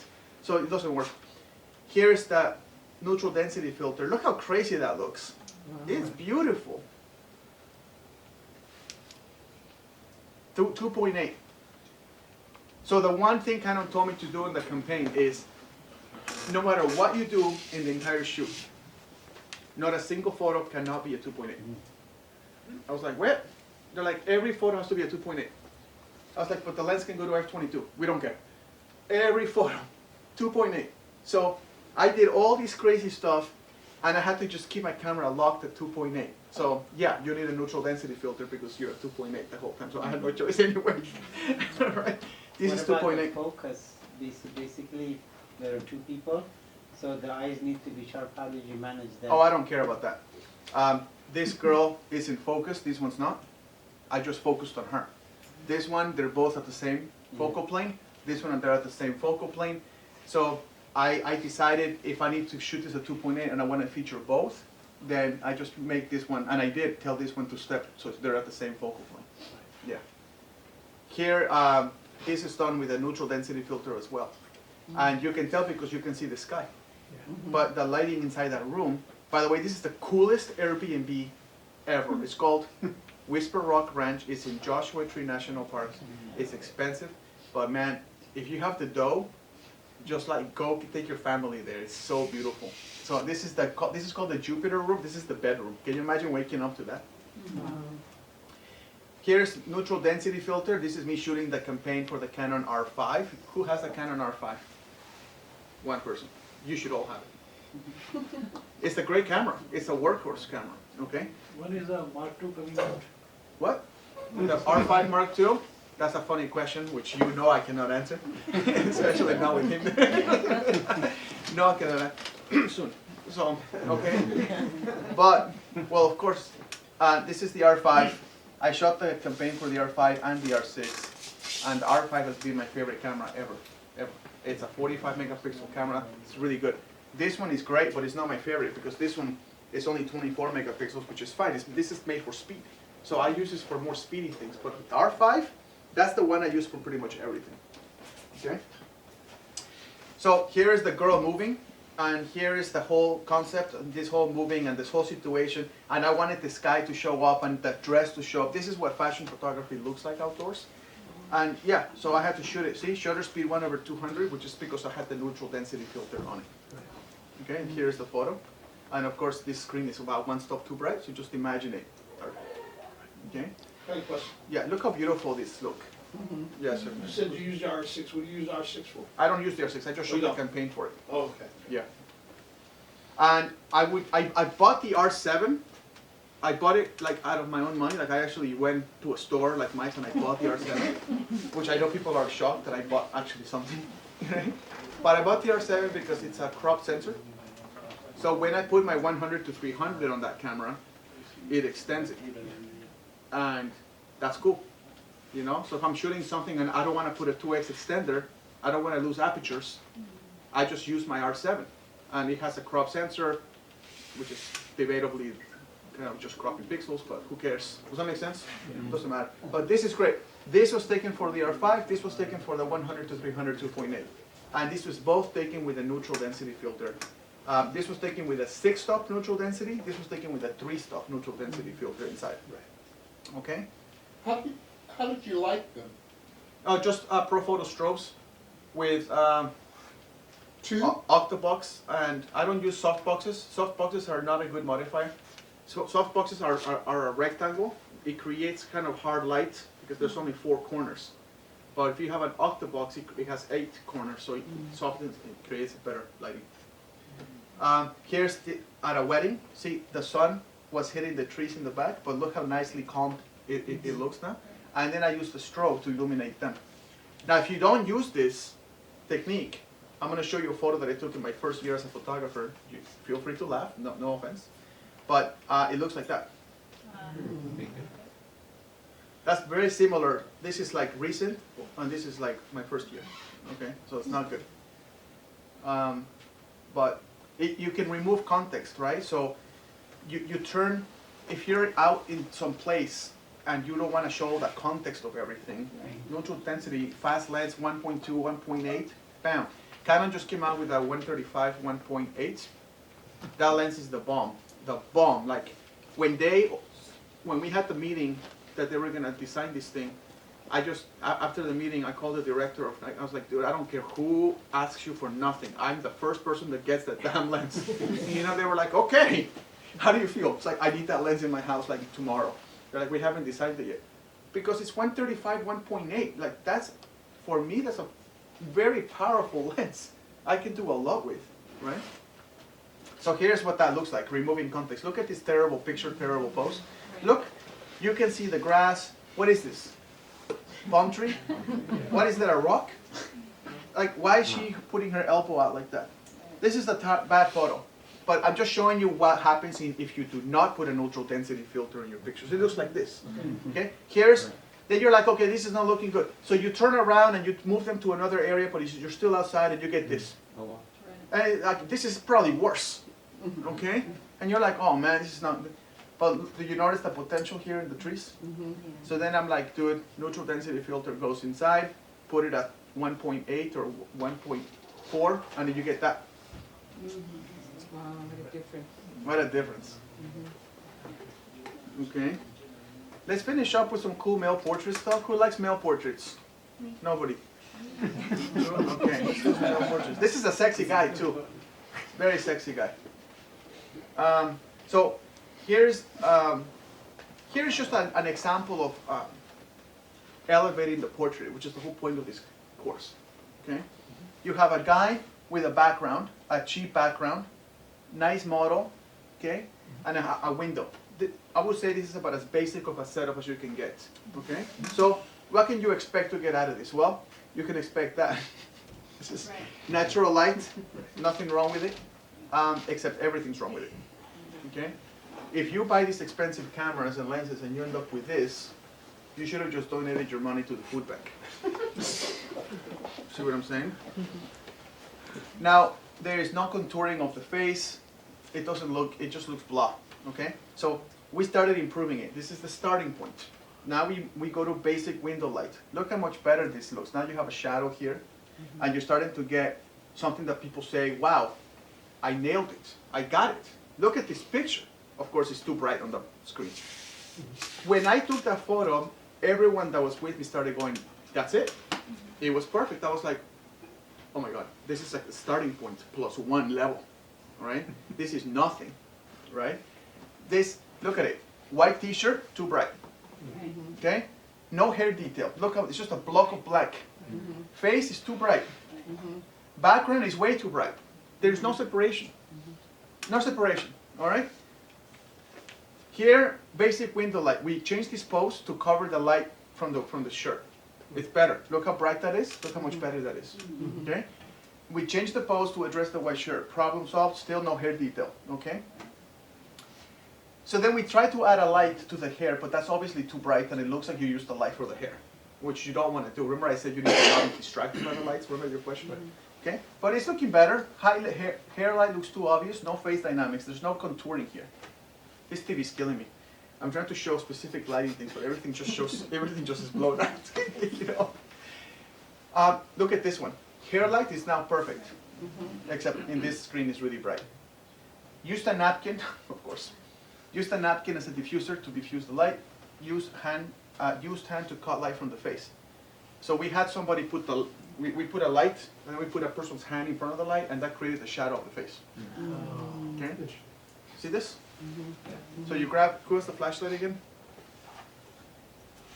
So here's your light, you're illuminating a person's face. Can I point this to you? So then I want to make that shadow there. I just put my hand and I create the shadow. And if it's too harsh, I just bring this and I can create it softer, I can create it harder. Does that make sense? Yes. All right? This is very handy, my friend. Just twist it. Yeah, it's too complicated for me now. Window light filled with strobe, bounce opposite wall. Okay, window light, now we filled it with strobe. So the person is looking towards the window, but we used a pro photo light on opposite of the room, pointed at the other side of the room. So here's how it works. Let's say I'm photographing him, and here's the window, and here's all the window light coming through. So then you grab your flash, you put it here, and you point it to that wall. And then that light illuminates that entire wall. It creates a huge amount of soft light coming back, and it illuminates him. Now look how perfect that hair detail looks. See, this is why the first photo with the window light, people were like excited. It's like, no, that's nothing. Like, that's terrible. Like, it's not terrible, it's just very beginning. Okay? Now we, it's okay, still not contouring, some shape dynamics, not much. Clean image, it's good. It's good.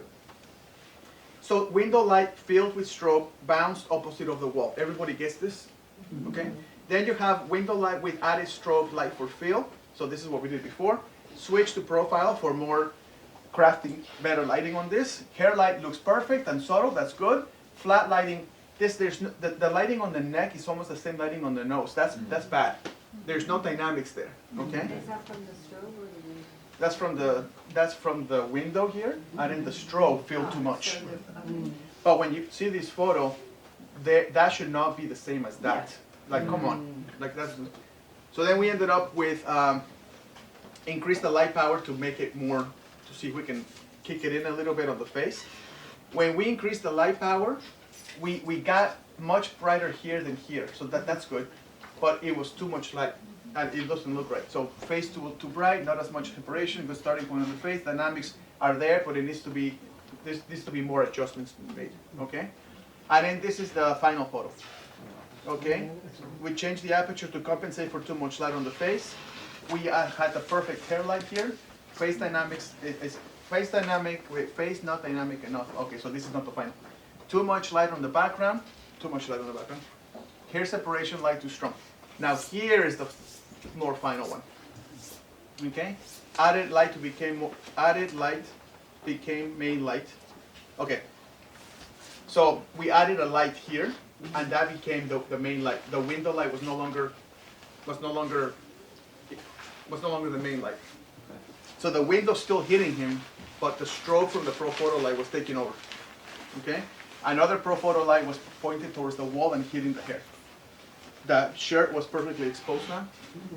The nose and the cheek is much brighter than the neck, but not overexposed. It's right on the money. So here's the final with some color grading.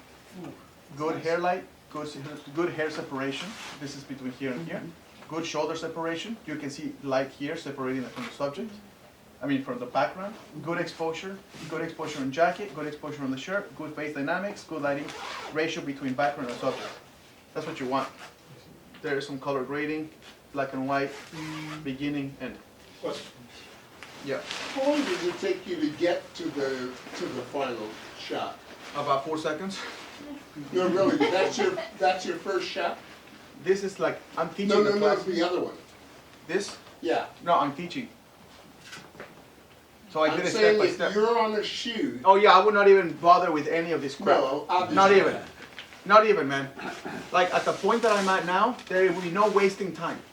Like I can put anyone and take whatever the highest level of portrait you think that person can achieve in that location. We can go way higher with the same equipment. Yeah, but we don't have time to waste, right? Let me show you guys this before I close this. But I've enjoyed you guys a lot. Have you guys had a good time? Oh, yeah. It was awesome. Let me show you this real quick. Oh, how come I cannot see my slides? Did we change something on the slide? Show slide numbers or no slides? Somebody told me to, oh man. We changed the setting and now I don't have my slides over here anymore. Let me arrange. Review view. It was under view. Oh, navigator. Here we go. Okay guys, I'm gonna show you this.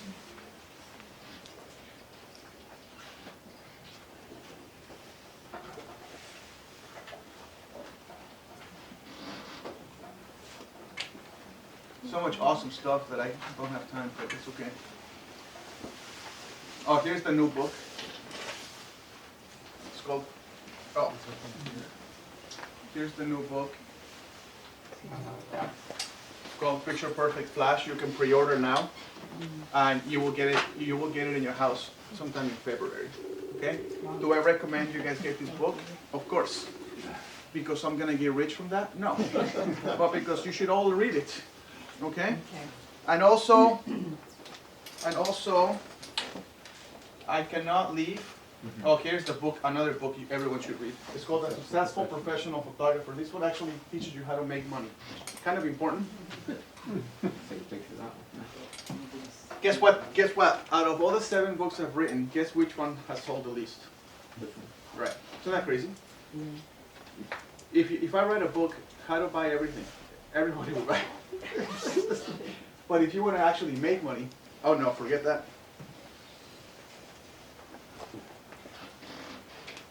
Okay, this I do want to show you because I want to invite you guys to this. So before I show this slide, I'm going to close it down with this. I started the Photo Creators Conference because I wanted photographers to learn. That was a pretty simple thing. If you go to conferences like WPI or Imaging, they're amazing. But it's just a speaker on stage and you show up and there's sit down in a chair out of 600 people. Then you go out with your friends up to the bar maybe, that's kind of fun. But you enjoy yourself, but you're not really getting out of there going, I'm a much better photographer. You just kind of feel inspired by the speaker maybe. But it's kind of over. I told my team, like, can we possibly have a conference that you do not have restrictions on where to shoot? Like at WPI, you do a photo walk, but you can only shoot here or there or there. You cannot shoot in the lobby because it's distracting customers. You cannot shoot by the pool because there's people in bikinis. You know what I'm saying? Yeah. I said, I want to have the ultimate conference where people actually come and really learn. What is your goal of this conference, Roberto? Learning photography. That was the only thing I want. So here's what I did. I invite teachers. Teachers do not come to me. Only the best teachers come. The ones with the most experience. I rent out the entire ranch. Not a single guest can be at the ranch during the conference. If we want to do photos in the pool, we have the pool. If we want to borrow 300 horses to do a photo, you have 300 horses to take a photo. If you want to shoot it in the lobby, go at it, because there's no guests. I rent 600 acres of land on the ranch, and every hotel room, to make sure not a single guest can show up. The models are hugely important there. We bring models like Miss Universe, and actually high-end models. Why? Because we're teaching all these lighting techniques, and we want really amazing people to get great photos. That inspires you to keep going. If we hire models just from Tucson, like people who are not really models, you can do all this lighting, amazing stuff, and the girls are sitting there. It doesn't inspire anyone. Does that make sense? So we spend a lot of money on models. We have night activities. So at each class you take is like a workshop. So you're gonna choose 5 speakers that you're gonna take in 2024. You're gonna choose 5. I'll show you the 5. Each class is 3 hours and a half long. Everything is hands-on. No matter how experienced the teacher is, like Joe McNally and those guys, which have all taught at my conference, I told every teacher, you're going to show a concept, you're going to talk about a concept, you're going to show the concept being done by you, you're going to let the students try the concept with their own cameras and their own hands, and you're going to give each student feedback on their attempt, and then you're going to repeat that circle like that. That's crazy. They were just like, what? I was like, you're going to talk about it, teach a concept, show them the concept, let the students try it. If you don't try it, you don't learn it. Right. And if you don't get feedback, you don't know if you did it right or wrong. So that's the entire fundamentals of the Photo Creators Conference, okay? And it's at a dude ranch, so we get to have a lot of fun together at night. Let me show you this real quick. And I'm gonna stop the video, it's a little long. So that's the ranch. That's the ranch. That's where the hotel rooms. Models, look how beautiful they are. Look at that one. These outfits are $20,000 each. That's the horses you get to play with. And we use the horses for fashion shoots all the time. Okay? There's the models there. There's me teaching. There's the night activities. There's the bar. My favorite tequila. There's some pool. There's me hugging some guy.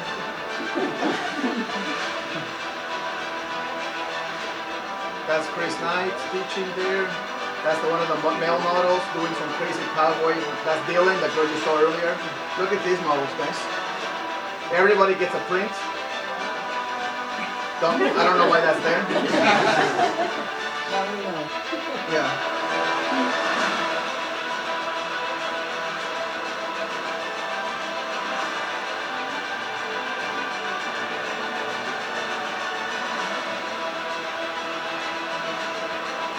We flew that model in from Switzerland. There's Peter Hurley. We have a pancake breakfast at the last day in the morning. Look at that whole craziness. There's Loretta Houston, fashion photographer, Chris Knight. Look how big the rooms are. Like, we have so much space to spread around. Look at that. We did underwater photography, fashion classes. Look at that. I mean, the production of this is pretty crazy. But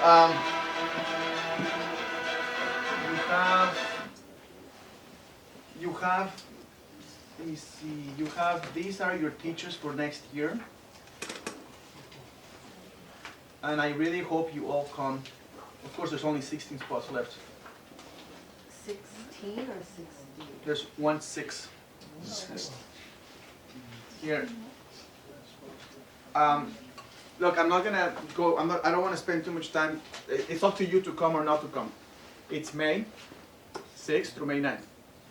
If you do decide to come, I'm the only crazy person that, because I don't want people thinking, oh, it's just like another conference, I don't need to go to it, I'm going to imaging or whatever. We give you all your money back if you're not happy with your education that you learned there. We actually guarantee it.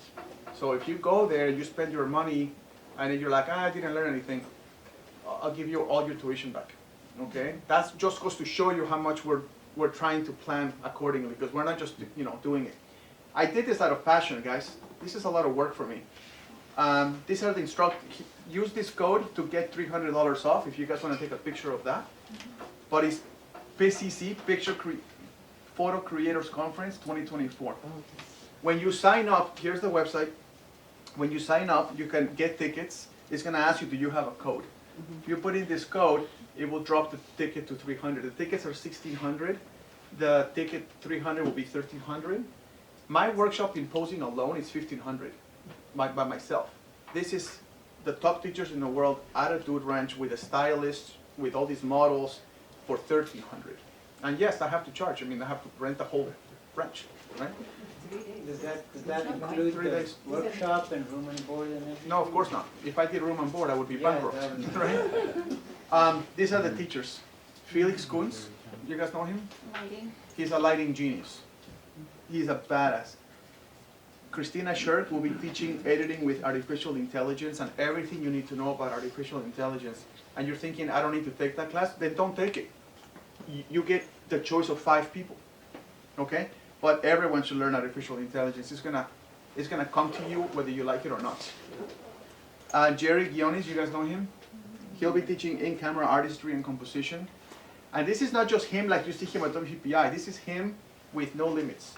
Entire ranch, horses, multiple hour classes, all hands-on. This is really a different level. RC Concepcion, love that guy. You guys remember him from Kelby 1? He's teaching video. Why am I doing video? People buy these cameras, and you have 2 choices. Camera or video, little click. Nobody knows how to use the video part, right? So I called he teaches video at Syracuse University. I said, hey man, he's like one of the best teachers in the country in terms of how nice he is and how patient he is. So I asked him if he could come and teach video. You guys are going to be making a 5-minute movie with him, using all the settings in your camera that you never use. Okay? I don't know how this guy got in there, but it must be affirmative action or something. I don't know, something, But I'm teaching posing. Do you guys know Jason Vincent? Yes. Jason Vincent? This guy I'm really excited about. He is like crazy awesome at Flash, but he's or portable strobes like lighting, but he's teaching this at night. His class is at night. So instead of doing light in the day, which you're gonna do with me and with Felix anyway, with him, it's gonna be how to master lighting at nighttime, outside and inside rooms, so it all mixes perfectly. So you don't even know that a strobe was used, okay? This guy is a really cool guy for that. And then I invited Vanessa Joy, because she's an expert in how to get really a lot of clients using social media. And I think people need to learn how to make money too, not just learn photography. So she's coming in to basically do like a master class of how to understand every feature of Instagram and how to mix it to TikTok and how to do all these things so clients really find you, okay? You get to choose 5 of these people. You're gonna take 2 classes on Tuesday, 2 classes on Wednesday, and 1 class in the evening, okay? Which is gonna be that one, usually, okay? That's it. It's May 6th through 9. You have the code. I only have 16 spots left. Your room, hotel room, everyone stays at the ranch. If you guys come and you come with a roommate, or you invite another photographer to come with you, your room rate drops a lot if you stay with 2 people. But if you don't want to have a roommate, I called the ranch years ago and I told them we negotiated the contract, so all the food all day is included in your hotel room fee now. So if you pay your hotel room is $300 a night, that includes breakfast, lunch, and dinner, all you can eat. That's good because if the food wasn't included, that saves you a lot of money. How much is food at a hotel in Vegas? Breakfast is $30, lunch is $50, dinner is $80, right? At the ranch, you don't have to pay anything for food. Once you pay for your room, all your meals are all you can eat, and as much as you want, every single day. Okay? Any questions on the Photo Creators Conference, and does this look interesting to anyone? Yes. I hope you guys come. Yes. I know that once I leave, people forget about it, but I hope you don't, because this has been so much fun for people, and very nice, yeah. This is located where? Tucson, Arizona. So you would fly Sacramento directly to Phoenix, and then a short flight from Phoenix to Tucson, which is only 15 minutes. Or you can fly Sacramento to LA, and then LA 1 hour to Tucson. You can probably go to SFO. Probably. Actually, you can. United Airlines goes San Francisco to Tucson directly. Right. So you arrive on Monday. We're gonna have a big get together with everyone. We're gonna have prickly pear margaritas, wine, everything. And then Jason's gonna teach one class that evening. Then the next day in the morning, you're gonna go to your first class, whatever class you picked. And that's gonna be 3.5 hours, 3 hours. Then you're gonna go to lunch. Then you're gonna go to your second class, your afternoon class. And then you're gonna have dinner. And everyone's together. Teachers, students, everyone's together. And then after dinner, whoever got into the night class is gonna go to that, but only 20 people are allowed on that. So, you know, if you wanna do it, you should sign up and get this done now. The next day, you repeat the process. In the morning, you go to your other class. Then in the afternoon, you go to your other class. And then we have the Wednesday night barbecue. We hire live musicians, like playing Western music outside, and we have a barbecue, and everybody sits down, and there's little fires and stuff. It's super beautiful. And then the next day, 7 in the morning, we all go on horseback ride up the mountain, and then we have those pancakes that you saw. That's up in the mountain. And once you get, and if you don't want to ride a horse, they can take you up on a golf cart. But everyone takes the horse. Then when you come back from that, we all say goodbye to each other, and then people go home. Yeah. How much gear and how many carts should you bring? How much gear should you bring? How many carts? You don't bring much gear at all, because I'm connected with every company, and they all ship all their gear to Tucson for us to use. So ProPhoto this year, ProPhoto sent $150,000 of all their lights and modifiers for people to use. Canon also sponsors it, so there's Canon stuff. And guess who the biggest sponsor is? If you ever need a sponsor, you want this one. It's these connections that I have with the industry is what makes this possible. Joe, you should bring your camera, a couple of lenses, a reflector, a diffuser, basic. That's it. Okay? If you have some small flashes, like some ProPhoto stuff, bring that. But we're gonna have all this stuff there for people. Every class is only 20 students, 23 students max. So we only allow 150 people to come in. And also companies are not allowed to come and be vendors there. We have like a vendor room. Only companies that I invite are allowed to go in there as long as that company makes sense with the classes. So for example, he's teaching lighting with ProPhoto stuff, so ProPhoto will be a vendor, right? Things like that. So May 6th through 9th? May 6th through 9th. Just go to the website, thephotocreators.com. Okay. My suggestion, this is the biggest suggestion I can give you. Do not wait till April. It will be long gone. What you do is this. You go home, you talk to whoever you need to talk to about doing it. Okay? You talk to whoever you need to talk to. This should transform your skill set. I designed it like this, okay? You call the ranch on the website. There is a link to this hotel. Call their number there. Her name is Mary Ellen. You call Mary Ellen, hey, I'm gonna be attending the Photo Creators Conference. You book yourself a room like as soon as you possibly can. Then after you book your room, then register. The reason why I'm telling you that is because there's only 16 rooms left out of the entire ranch. So you want the rooms to be there for you. If you do it like some people did it last year where they missed all the rooms, then you have to stay at the Hilton, which is 15 minutes away. And that sucks. And so they have to be shuttled into the conference, you know? So just book your room first. If you need to cancel your room, you get all your money back anyway. Book your room first. Then go to the website, click get tickets, put in the code. It will drop it.